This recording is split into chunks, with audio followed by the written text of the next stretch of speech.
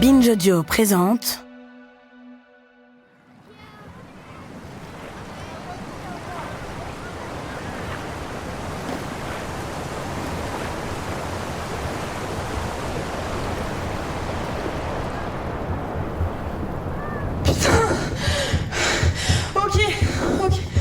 Respire. Regarde pas le courant. Oh putain, c'est quoi ce bruit? Oh là là, non mais ça va trop vite là. Ok tout le monde, donc l'important c'est de bien bloquer les pieds sous les boudins. Baguette haute, on suit le courant, on colle la veine d'eau et surtout à mon signal tout le monde écoute. Et en avant tout le monde. Non mais... Au secours. C'est compris? Vas-y Camille, fais genre que t'as fait ça toute ta vie. Tu ressembles à un bibin d'homme avec cette combi de gilet à la con là et t'as une gueule de cul avec ton casque, mais... C'est pas grave. Non mais sérieux, pourquoi ils nous ramènent en rapide aussi gros? Ok, c'est nickel tout le monde. Camille, ça va? Oui, ça va parfaitement bien, merci beaucoup. Putain de merde. Aidez-moi! Chut, arrête de crier. Souviens-toi, reste classe. Allez, vas-y, dis un truc intelligent. Pire qu'on est des BG en plus. Heureusement que j'ai mis du mascara waterproof. Non mais au secours.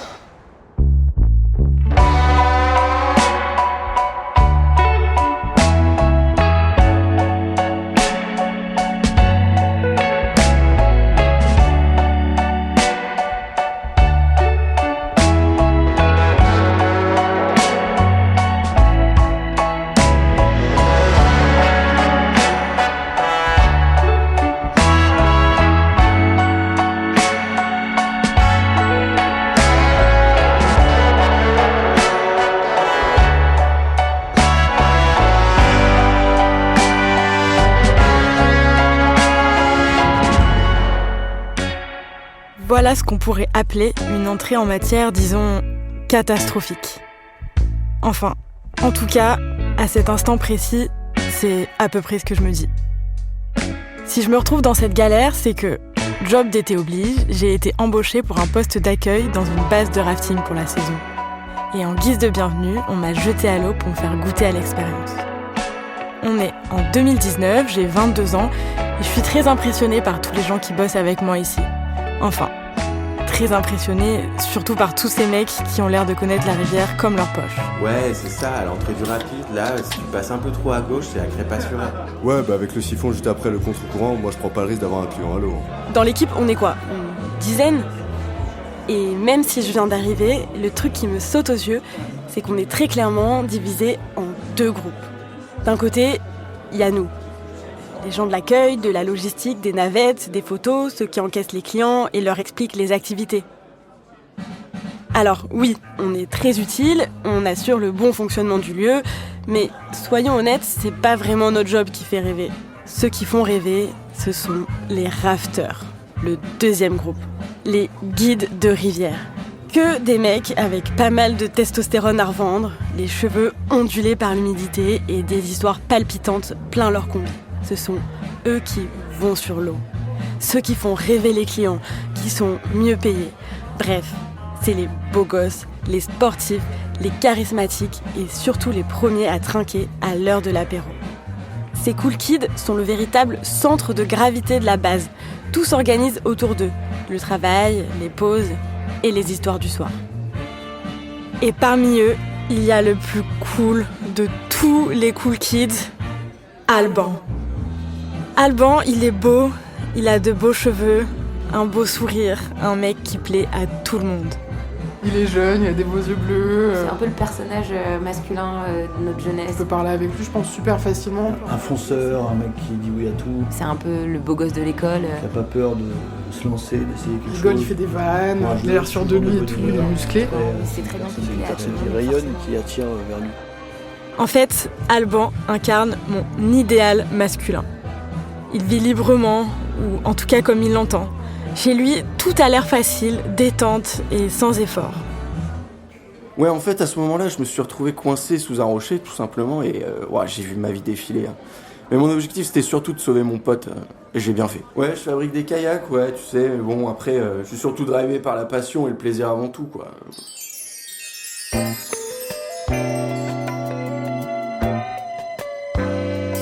Il est tout simplement mon fantasme absolu, mon crush ultime.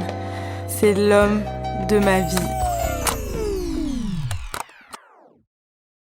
Bon, l'homme de ma vie, en réalité, pas vraiment.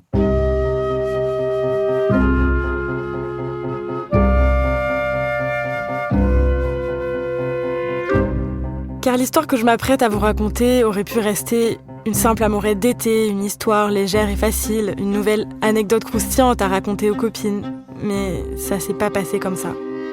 Cette histoire a pris une tournure très, voire trop intense, au point d'en devenir vraiment déroutante. Très vite, je me suis mise à idéaliser Alban jusqu'à l'obsession. En même temps que je sentais s'effondrer la fiction romantique que j'avais patiemment construite dans ma tête. Tout ça m'a beaucoup marqué et poussé à m'interroger, refaire le film, essayer de comprendre absolument. Pendant longtemps, j'ai cru ou voulu croire qu'il se passait quelque chose entre lui et moi. Une intimité réelle, une complicité forte, un début d'histoire possible. Pourtant, ce lien si intense pour moi n'avait jamais vraiment existé pour lui, ou du moins pas de la même manière. Après coup, j'ai compris ce que c'était, une situationship. Une relation bancale et ambiguë sans étiquette, où on n'était ni vraiment en couple, ni complètement célibataire.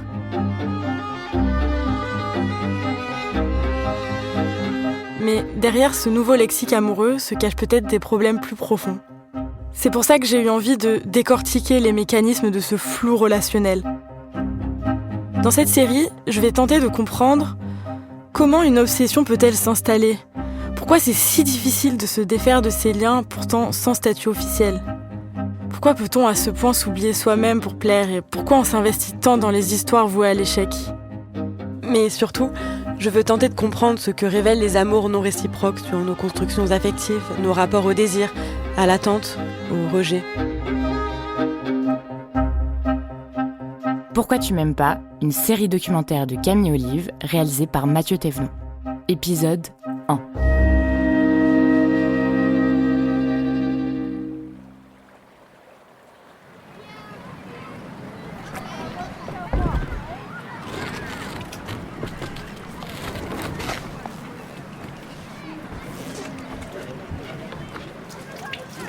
Ça fait maintenant 3 jours que je suis là et je passe de plus en plus de temps avec l'équipe. Mais je me rappelle très bien d'un truc, c'est que quand même, c'est, je sais pas si tu le retiendras, Sam, que quand t'es arrivé, y a tout le monde qui te draguait un petit peu au début, quoi. Marius, il est guide de rafting lui aussi. On est amis, mais c'est surtout le meilleur pote d'Alban. Tu sais, l'arrivée d'une fille dans l'équipe, j'ai l'impression que tout le monde essayait un petit peu de voir, de jauger s'il y avait moyen, oui ou non. De se positionner, quoi. Ouais, de se positionner, ouais, je sais pas comment. Je trouve ça hyper valorisant de me faire draguer. Et il faut bien le reconnaître, j'en joue pas mal. D'ailleurs, c'est même une forme de stratégie pour intégrer la bande des cool kids. Si je peux pas briller par mes prouesses sportives, ni par mes récits d'aventurière que je ne suis pas, je choisis donc de jouer le rôle de la fille cool. Oui, je me rappelle que quand on te faisait des réflexions un peu... des réflexions, je sais pas comment dire, quand on te rentrait dedans un petit peu, tu répondais ni oui ni non, quoi. Ouais, oui, ça me plaisait, tu vois. C'était le jeu. C'était le jeu. Pendant longtemps, les garçons ne m'ont pas regardée et les filles ne m'ont pas tellement plus considérée. À l'école, au collège ou au début du lycée, j'étais ni la fille branchée, ni celle qui séduit. J'étais plutôt celle qui suit le groupe. Mais j'observais le clan des populaires avec beaucoup d'envie.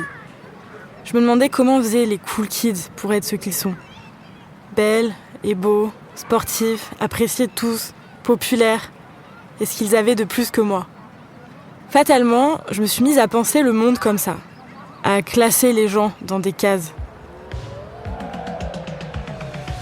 Les sportifs, les hit girls, les Allemands LV1, les geeks, les fêtards, les babos, les poètes incompris, les gothiques. Quand j'y pense, l'enjeu énorme que je plaçais dans le fait d'en être, de faire partie des cools, des populaires, avec toujours cette peur démesurée de me retrouver du mauvais côté. Du côté des invisibles, des autres, des dominés de la cour de récré. Et je crois que cette façon de voir le monde ne m'a pas tellement quittée jusque-là. Encore aujourd'hui, quand j'arrive dans un groupe où je ne connais personne, je m'adapte, je copie les codes, j'essaye de faire tout comme il faut. Et au-delà même d'être intégrée dans le groupe, ce qui m'importe particulièrement, c'est de plaire aux garçons. Je sais, il n'y a pas vraiment de quoi en être fier, mais à ce moment-là, pour moi, leur plaire, c'est le nec plus ultra de la reconnaissance.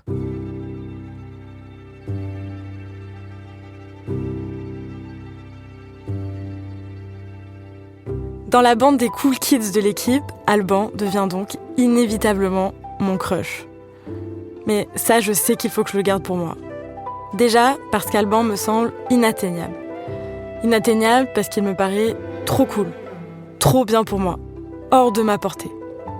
Mais aussi parce que n'en parler à personne, ça me permet de me plonger dans mes pensées sans que la réalité ne vienne jamais freiner le film que je suis en train de me faire. Ce crush me galvanise. Je me mets à imaginer tout ce qu'on pourrait faire, lui et moi. On pourrait partir en vacances tous les deux, dans son camion aménagé, aller marcher en montagne, et dormir sous les étoiles. On pourrait même aller barouder en road trip en Amérique du Sud. Et puis avoir juste un crush sur Alban, y a pas de mal à ça. Mais oui, c'est hyper léger un crush, y a zéro enjeu. Et puis, imagine, c'est réciproque.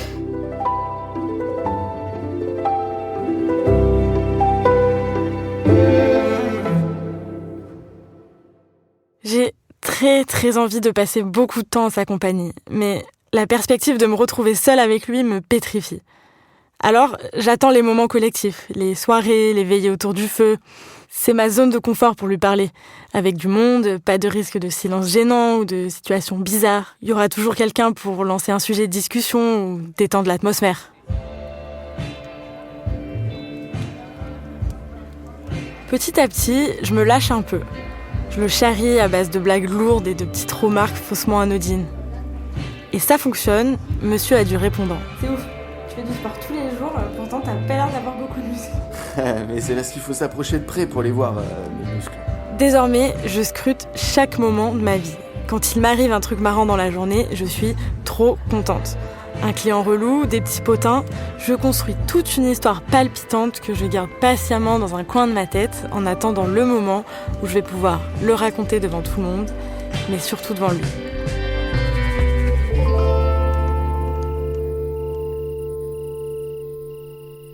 Et puis, il y a eu ce soir magique où le cosmos, le destin et les étoiles se sont tout simplement alignés.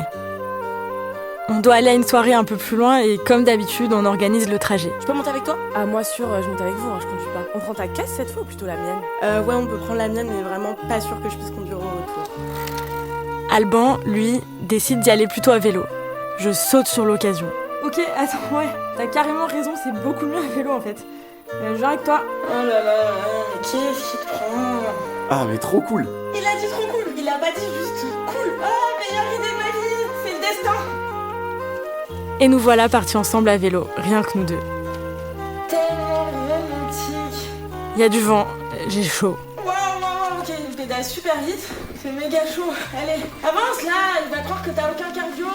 Et puis, Alban ralentit pour pédaler à mon rythme et me dit... Aussi alors, tu fais souvent du vélo ? Allez, trouve un truc à dire, meuf, c'est la cata et t'es rouge comme une tomate.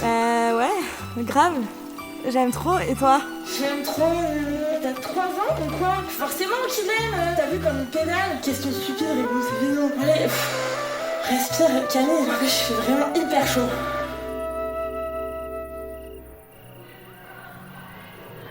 Les vélos enfin posés, on retrouve les autres, je respire à nouveau.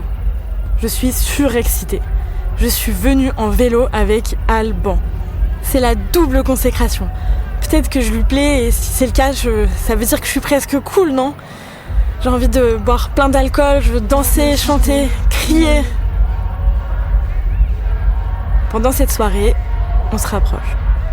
Ok, vraiment très près. Merde, j'aurais dû laver les cheveux hier, pas ce matin. On se tient la main, simplement. Ta main contre la mienne. Attends, j'ai mis la crème hydratante tout à l'heure ou pas ? Je suis incapable d'analyser quoi que ce soit. J'ai comme l'impression que c'est trop beau pour être vrai. I wanna dance with somebody. J'adore cette chanson. Je lui dis que j'adore. Ouais, mais s'il la déteste, j'aurais vraiment l'air con. I wanna dance with some. Non, reste concentré, Camille. Sa main, ta main dans la main. Il a l'air de transpirer un peu, non? J'espère que je fume pas trop. Dans les jours qui suivent, des fois, Alban me demande comment je vais, si j'ai passé une bonne journée. Il me propose de venir avec lui à des soirées où il est invité. On se chamaille de plus en plus, je lui rentre dedans, je lui fais des blagues. C'est ma façon à moi de lui signifier qu'il me plaît. Une technique qui n'a d'ailleurs pas évolué depuis le lycée. Parfois, je le surprends à me regarder, me sourire même. Il me dit que j'ai un beau pull. Allez là! Il dit que t'as un beau pull! Alban occupe de plus en plus mes pensées. Partout, je cherche des signes de réciprocité. Je pense au moment où je vais le croiser. Toute la journée, ma seule hâte, c'est de retrouver le groupe pour le voir. Je me mets à parler comme lui. J'imite ses expressions, son timbre de voix. Je m'habille en pensant à lui.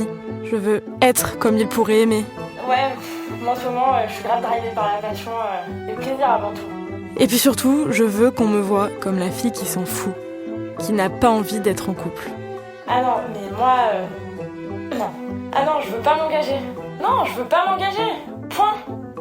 Mais voilà, cette envie de légèreté, cette pseudo-posture de je m'en foutisme, c'est l'histoire que je persiste à raconter aux autres, à mes amis, à tous mes collègues, et puis évidemment à Alban. Car j'en suis persuadée, c'est la seule façon de lui plaire et d'attirer son attention. Cette stratégie n'est pas très glorieuse, c'est vrai, mais je suis pas la seule à y recourir.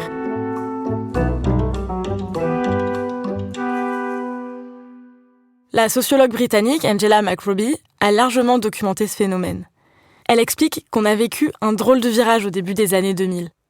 Après les grandes victoires féministes de la seconde moitié du XXe siècle, l'accès au travail, l'autonomie financière, la liberté sexuelle, l'égalité juridique, eh bien, les injonctions qui pèsent sur les femmes ne s'exercent plus de manière frontale ou légale. Bien sûr, ça varie selon les pays, mais dans beaucoup d'endroits, ces injonctions ne passent plus par des interdits explicites. Autrement dit, le cadre a changé, mais pas les attentes. Avant, c'était des règles écrites, visibles. Aujourd'hui, tout ça s'exprime sous la forme de mécanismes beaucoup plus diffus, plus difficiles à identifier et donc plus complexes à contester. Et tout ça se fait dans un environnement qui reste largement structuré par une norme hétérosexuelle où le désir masculin continue de servir de point de référence. C'est pas simple, je sors d'une relation compliquée. Ouais, bah moi je peux pas, hein. J'ai tellement de boulot. Je peux pas m'engager. Moi, je déteste les cases, quoi. Faut arrêter avec les étiquettes. Tu sais, vivre au jour le jour, c'est un peu le sel de la vie. En gros, être attirante, c'est pas seulement être belle, c'est être cette meuf cool, facile à vivre, qui fait jamais d'histoire, qui prend pas trop de place, qui n'est jamais drama, qui prend les choses avec légèreté et qui surtout ne commence pas à s'emballer au premier bisou. C'est comme si on avait intégré le regard masculin, le male gaze, dans notre logiciel interne.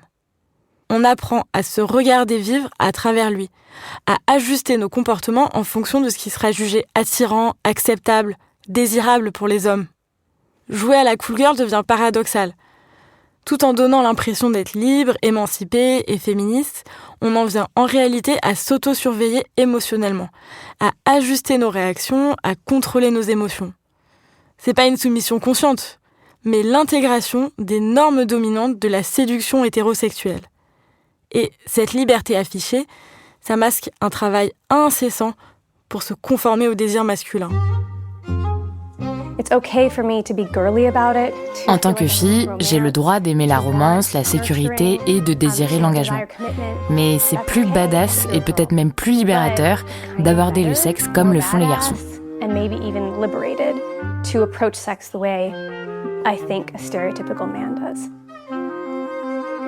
Interview de la sociologue américaine Lisa Wade dans un court-métrage documentaire sur la hook-up culture dans les universités américaines. Alban, en réalité, je sais même pas ce qu'il pense de moi. Parfois, il m'ignore toute la journée. Il me regarde pas, trop occupé à jouer à la pétanque ou à boire des bières avec ses potes. Ouais, enfin, Camille, c'est normal, il est juste pas intéressé. Next! Sérieux, pour qui tu te prends à vouloir charmer tout ce qui bouge? Puis il y en a plein d'autres, des mecs BG sur cette terre. En fait, il vit sa vie, il travaille, profite avec ses potes. Bref, il a l'air de penser tellement moins à moi que moi à lui. Mais bon, je sens qu'il y a un truc. Et le moindre signe de sa part, un regard, une petite attention, il m'apporte une bière, il s'assoit à côté de moi à table, me fait replonger instantanément. Il me fait du pied sous la table, je fais quoi ?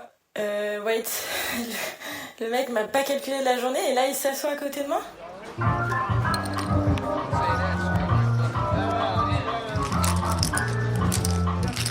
Parfois, j'ai l'impression qu'on est dans une partie de poker, lui et moi. Je bluffe. Nos jetons de négociation, c'est la désinvolture. Lui, le gars inaccessible, moi, la fille qui veut faire croire qu'elle s'en fout. Et celui ou celle qui montre le moins son jeu garde le pouvoir. Mon ex, elle est convaincue qu'elle peut me guérir de mon indisponibilité sentimentale. T'es sentimentalement indisponible ? Oh ouais. Oh mais c'est dingue ! Je suis sentimentalement perturbée, je t'ai pas vu aux réunions. Terminé. Les relations amoureuses. Alors là, mon coco, tu prêches pour ma paroisse. Un peu plus tard... J'ai quelques névroses. Je crois à l'amour véritable. Il y a peut-être un prince charmant qui m'attend quelque part. Dans le film Sex Friends, Emma, jouée par Nathalie Portman, est l'incarnation de la fille indisponible et détachée. Si on était ensemble, je serais une version bizarre et terrifiante de moi. Je deviendrais... Ma gorge se serrerait, j'aurais le pouls qui serait en train de s'emballer comme une allergie à l'arachide. Une allergie émotionnelle à l'arachide. Il faut dire que ce jeu, dans plein de comédies romantiques américaines hétéro, a l'air de plutôt bien marcher. Puisqu'à la fin, ils terminent ensemble. C'est peut-être un peu naïf de faire de ces films un modèle. Mais ces représentations sont si communes qu'elles finissent par me faire croire que c'est comme ça qu'il faut faire. Dans la vraie vie, comme on peut s'en douter, c'est vraiment, mais alors vraiment pas aussi simple.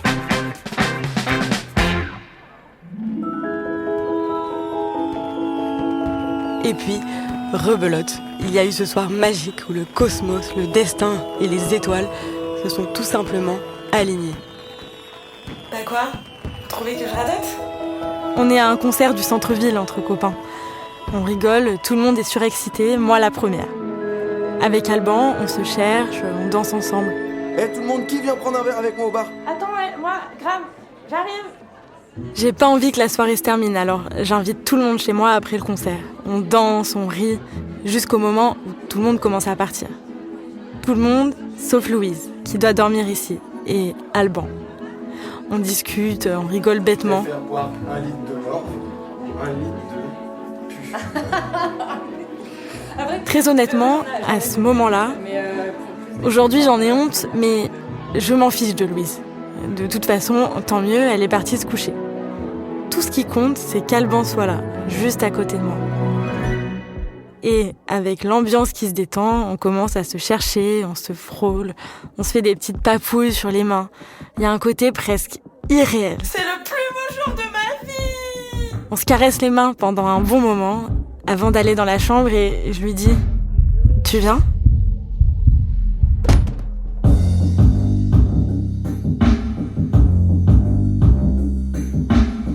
Il y a un truc qui s'est pas passé comme prévu, genre on devait dormir ensemble, on n'a pas dormi ensemble, et que genre le lendemain tu m'as dit un truc genre on n'a pas dormi de la nuit, on a fait que parler, je sais pas quoi, ou qu'il y a eu un truc comme ça de vous avez vécu votre best life de miaou miaou miaou miaou, on tombe amoureux.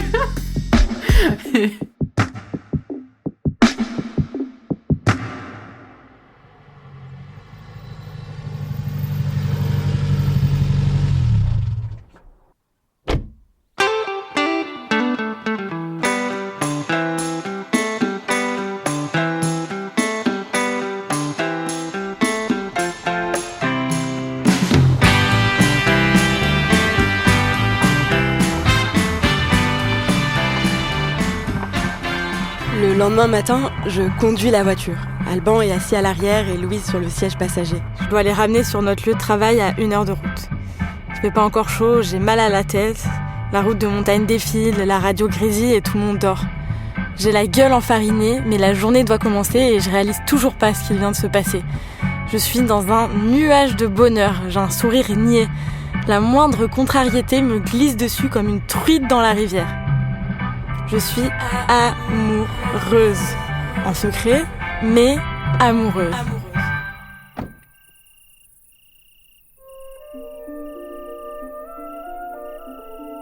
Le soir, je le recroise. C'était bien hier soir. Je le regarde sans rien lâcher, sans jamais laisser transparaître que dans ma tête, cette simple phrase tourne en boucle. Est-ce que je n'aurais pas enfin rencontré le bon ? C'était tellement intense, c'est sûr qu'il l'a senti comme moi. C'est que le début d'une grande histoire. Enfin, ça, c'est ce que je croyais.